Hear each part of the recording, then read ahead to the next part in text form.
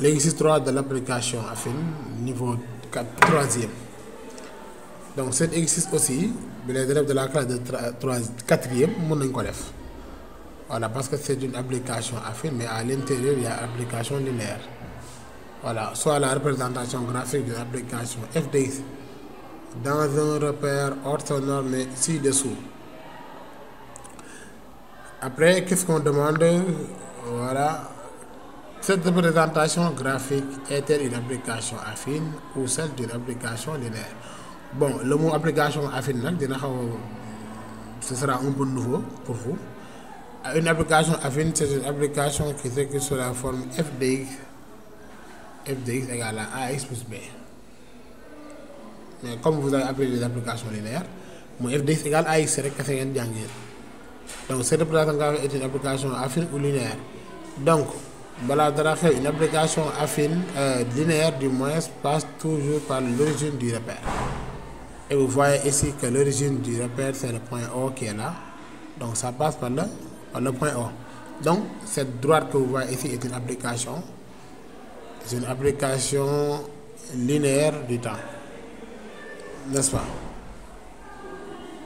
Voilà, donc on va dire la représentation graphique de l'application f de x est une application linéaire. La justification car la représentation graphique passe par l'origine du repère. C'est facile à répondre.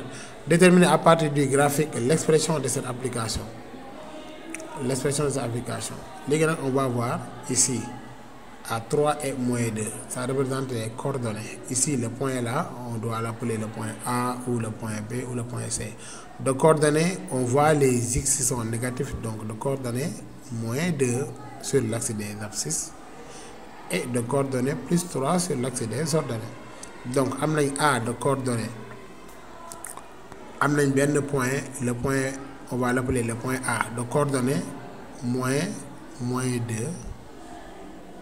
et combien? Et 3. Donc, les coordonnées là.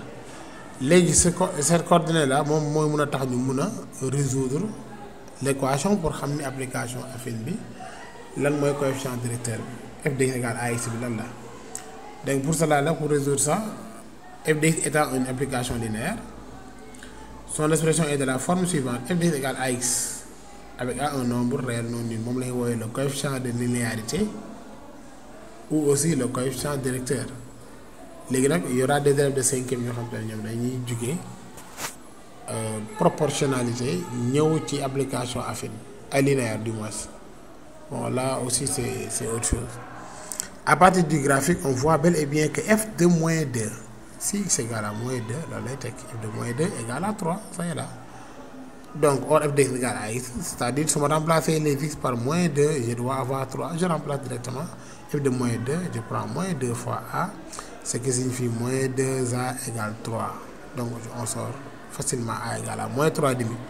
Donc f de x égale à moins 3 demi de x. Calculez l'image de 3 par f de x. Vous avez l'image de 3, c'est-à-dire 3 est l'antécédent. Or les antécédents sont à l'intérieur. F de x égale à x. Le x à l'intérieur moins antécédent, le ax moins remplacer image. On y. On l'appelle aussi y.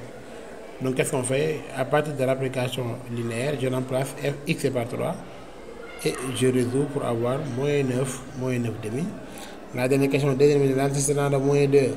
On a là l'antécédent de moins 2, c'est-à-dire moins 2 c'est tout simplement l'image. On a besoin de son antécédent, or moins 2 est l'image. Qu'est-ce qu'on fait? On va poser l'application égale moins 2. Comme ça, dire moins 3 demi de x égale moins 2.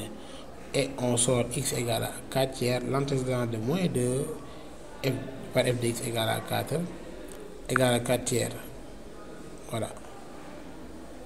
Voilà. La représentation graphique, on n'a pas demandé ça parce que ça est là d'abord. On a fait la représentation graphique ici.